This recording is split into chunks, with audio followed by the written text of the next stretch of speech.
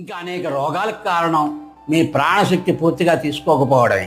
కానీ సంపూర్ణంగా ప్రాణం తీసుకోండి, సంపూర్ణంగా ప్రాణాన్ని విడవకండి. 16 తీసుకోండి, 16 సెకండ్లు ప్రాణం తీసుకోండి, 10 సెకండ్లు ప్రాణం వదలండి, 4 సెకండ్ల కాలం మీరు ఉంచుకోండి, మీ ఆరోగ్యం బాగుంటుంది. అలాగా ఉదాహరణకి చిన్ముద్ర అంటాం. చిన్ముద్ర అంటే ఇది. ఈ చిన్ముద్ర మీ తొడల మీద ఉంచుకోండి. 16 అంగుళాల ప్రాణాన్ని తీసుకోండి, 10 అంగుళాల ప్రాణాన్ని వదలండి. మీ మూలాధారం స్వాదిష్టానం చైతన్యవంతం అవుతుంది. మూలాధారం మీకు బాగుంటే ధనానికి ఇబ్బంది ఉండదు. మూలాధారం బాగోకపోవడమే అప్పుల పాలవుతున్నారు. మరి స్వాదిష్టానం బాగుంటే ప్రపంచంలోని మీ ఇంట్లోని భార్యాభర్తలు అన్యోన్యంగా ఉంటారు. అది పాడైపోతే తిరిగి ప్రతికూలం ఏర్పడుతుంది. కనుక ఈ ముద్ర ద్వారా, ఈ జ్ఞాన ముద్ర ద్వారా 16 అంగుళాలు ప్రాణం తీసుకోవడం, 12 అంగుళాల ప్రాణం వదలడం, 4 అంగుళాలు ఉంచుకోవడం ద్వారా మూలాధారం చైతన్యవంతం అవుతుంది. అలాగే చిన్మయ ముద్ర అంటారు. అదే ముద్రని మనం ఈ చూపుడు వేలిని బొటక నీళ్ళు చివర పెట్టి, బొటక నీళ్ళ నొక్కుబట్టి ఈ ముద్రని ఇలాగ కిందకి పెట్టి ఈ తొడ మీద పెట్టుకోవడం ద్వారా 16 అంగుళాలు ప్రాణం తీసుకోవడం, 12 అంగుళాల ప్రాణం వదలడం, మెల్లిగా తీసుకోవడం, మెల్లిగా వదలడం చేయడం ద్వారా స్వాదిష్టానం బలవంతం అవుతుంది. మీ ప్రపంచంలో అందరితో మీరు అన్యోన్యంగా ఉంటారు. మరి మణిపూరం ప్రాణశక్తి లేకపోవడం ద్వారా ప్రపంచంలో కమాండింగ్ పవర్ తగ్గిపోతుంది. ఇంట్లో కానీ బయట కానీ, ఒక వ్యవస్థలో కానీ, పరిపాలనలో కానీ, మరి ఎక్కడైనా సరే నీకు బానిసత్వమే కానీ అధికారత్వం ఉండదు.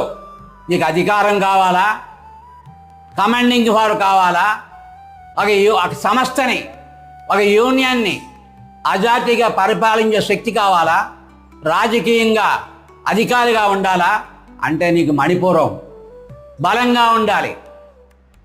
మణిపూరం బలం లేకపోతే ఇలాగే ప్రతికూలం జరుగుతుంది ప్రపంచంలో. నీకు ఇంట్లోని, బయట, ఉద్యోగం, వ్యాపారం, వ్యవసాయం అంతా కూడా. అందుకని మణిపూరం బలంగా ఉండాలంటే ఆదిముద్ర అంటారు. ఈ ఆదిముద్ర అంటే ఇలా పెట్టుకుని ఈ తొడల మీద ఇలాగే ఉంచుకుని 16 అంగుళాలు ప్రాణం తీసుకో, 12 అంగుళాల ప్రాణం వదులు. ఇలాగా సాధన చెయ్యి. నీ మణిపురం బలోపేతం అవుతుంది, నీ కమాండింగ్ పవర్ పెరుగుతుంది, నీ మనోబలం పెరుగుతుంది. మరి అనాహతం బలంగా ఉంటే అందరితో ప్రేమ, కలుపుగోరుతనం, అందరూ నిన్ను గౌరవించడం, నువ్వు అందరినీ గౌరవించడం, యూనివర్సల్ నుంచి నీకు అమితమైన భగవంతుని యొక్క అనుగ్రహాన్ని లభిస్తుంది. నీవు కూడా అందరినీ ప్రేమించగలుగుతావు, నిన్ను అందరూ ప్రేమించగలుగుతారు.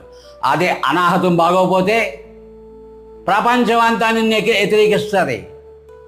నువ్వు ఎంత గొప్పవాడు అయినా, ఎంత అందగాడు అయినప్పటికీ కూడా నీ వంక కన్నెత్తి కూడా చూడదు, అసహించుకుంటుంది. ఎందుకు? నీ హృదయం బాగోలేదు, కల్మషం అయిపోయింది. అందుకని నీ హృదయం తెల్లగా ఉండాలి, ఆనందంగా ఉండాలి అంటే, ఈ ప్రపంచం అంతా కూడా నీకు ప్రేమించాలి అంటే, ఆనందంగా ఉండాలంటే, నిన్ను గౌరవించాలంటే నీ అనాహతం బాగోవాలి. నీ అనాహతం బాగోవాలి అంటే పూర్ణముద్ర అంటారు. పూర్ణముద్ర అంటే ఇదిగో ఈ పూర్ణముద్ర. ఇది ఈ పూర్ణముద్రని మనం ఇలా పెట్టుకోవాలి. ఈ పూర్ణముద్ర ఇలా పెట్టుకుని ఈ తొడల మీద కింద ఇలా పెట్టుకుని 16 అంగుళాలు ప్రాణం తీసుకోండి, 12 అంగుళాలు ప్రాణం విడిచిపెట్టండి. మెల్లిగా తీసుకోండి, మెల్లిగా వదలండి. ప్రతిదీ కూడా కనీసం 16 సార్లు తీసుకోవడం, వదలడం ఉండాలి. సరిపోతుంది. మహా అదృష్టంగా ఉంటుంది, ఎనర్జీగా ఉంటుంది, ఉత్సాహంగా ఉంటుంది, ప్రాణం అధికంగా అవుతుంది, యోగా మీకు సంపూర్ణం అవుతుంది. అట్లాంటి విశుద్ధి చక్రము, ఆజ్ఞా చక్రము కూడా నీకు యాక్టివ్ అవుతుంది. ఆ తర్వాత నీ కుండలిని జాగరణగా ఉండి ఉత్సాహంగా ఉండాలి. యూనివర్సల్ నుంచి అనంతమైన ప్రాణాన్ని నువ్వు రిసీవ్ చేసుకుంటూ ఉండాలి ప్రతినిత్యమును. ఉండాలి అంటే మేరుదండ ముద్ర అంటారు. ఆ మేరుదండ ముద్ర వేసుకుని ఇదే ప్రకారంగా ప్రాణసాధన చేసినట్లయితే నీకు తప్పనిసరిగా యూనివర్సల్ ఎనర్జీ ఆత్మశక్తి నీలో సహస్రారం ద్వారా ప్రవేశించి ఆనందమైన జీవితం గడపడానికి నీకు చక్కని అవకాశం లభిస్తుంది.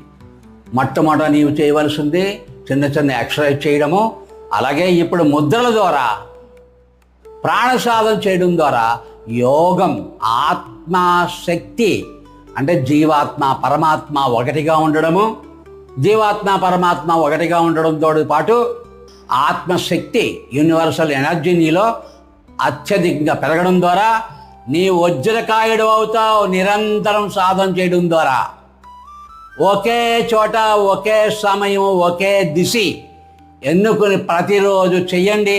మీ జీవితంలో తొందరగా అత్యధికమైనటువంటి ఫలితాలు పొంది అనుభూతి పొంది అనుభవానికి వస్తారు. ఇది సత్యం. ఇక మేరుదండ ముద్ర అంటే ఇదే గుప్పడి ఇలా బిగించి ఇలాగా బటక నీళ్ళ పైన పెట్టి మీ తొడల మీద ఇలా పెట్టుకుని 16 అంగుళాలు ప్రాణం తీసుకోండి, 12 అంగుళాలు ప్రాణం వదలండి. ఇలా తీసుకుని వదులుతూ ఇలాగా 16 సార్లు చేసేటప్పటికల్లా మీకు అమితమైనటువంటి ఎనర్జీ, మీ వెన్నెముక, మీ సుషుమ్న నాడి ఉత్తేజం అవుతుంది. తద్వారా మీరు ఆనందమైన స్థితిని పొందగలుగుతారు. పరాపసంతి మధ్యమ వైఖరి అంటారు. పరాపసంతి మధ్యమ వైఖరి అంటే పర అంటే యూనివర్సల్ స్టార్స్, పసంతి అంటే యూనివర్సల్ గ్రహాలు, మధ్యమ అంటే యూనివర్సల్ లగ్నాలు, వైఖరి అంటే ఈ సృష్టి చరాచరం.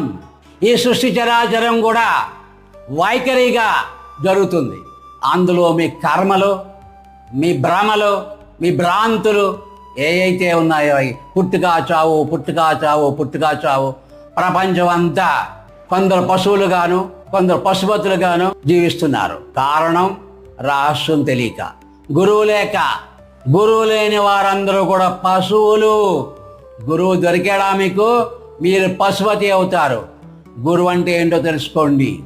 మేము ఈరోజు ఆ సదాశివుని యొక్క అనుగ్రహం వలన మీ అందరినీ శివగీత అందరూ నేర్చుకుంటారని, ప్రతి విద్యార్థికి పాఠశాలలో విద్యాబాధగా ఉండాలని హృదయపూర్వకంగా ప్రార్థిస్తూ ఆశిస్తూ ఈ సంకల్పం నెరవేరాలని ఆ జగన్మాత యొక్క అనుగ్రహం వల్ల మేము చేయు సత్య సంకల్పాలు అనేక వేల జీవనాడులలో పొంగి పొరలి సత్యయుగాన్ని మీరందరూ ఆత్మశక్తి యోగ సాధన చేయాలని హృదయపూర్వకంగా ఆశీస్సులు తెలియజేస్తూ, అలాగే ఈ భూమి మీద ఎవరైనా సరే పృథ్వీ జలతత్వాలు సూర్యచంద్ర నాడులలో ఎలా సాధన చేయాలి అనేది నేర్చుకోవడానికి సదావకాశం శ్రీ శ్రీ కృష్ణ పరమ సేవా సమితి శారదా శ్రీ విద్యాపీఠమునందు ప్రతి ఆరుద్ర నక్షత్రానికి పృథ్వీ జలతత్వాలు ఉండగా మీకు పాదుకా నమస్కారం అనుగ్రహించబడుతుంది. ఈ నెల 26వ తారీఖు ఆరుద్ర నక్షత్రం, మరి వారాహి మాసం ఆషాఢ మాసం ప్రారంభమవుతుంది. సూర్యచంద్రులు ఇద్దరు కలిసి ఉన్నటువంటి సమయం. అలాగే తారామహాదేవి అనుగ్రహం పొందడానికి పాదుకా నమస్కారం ఉంటుంది. కనుక అందరూ అన్ని ధర్మాల వారు కూడా విచ్చేసి ఆ రోజు పాద నమస్కారం చేయు సమయంలో దివ్యమైన యోగాన్ని ఎలా నేర్చుకోవాలి, ఎలా నమస్కారం చేయాలి అనుగ్రహించబడును. అందరికీ హృదయపూర్వకమైన ఆహ్వానం, శుభాహ్వానం. హర హర మహాదేవ్, రక్ష రక్ష మహాదేవ్.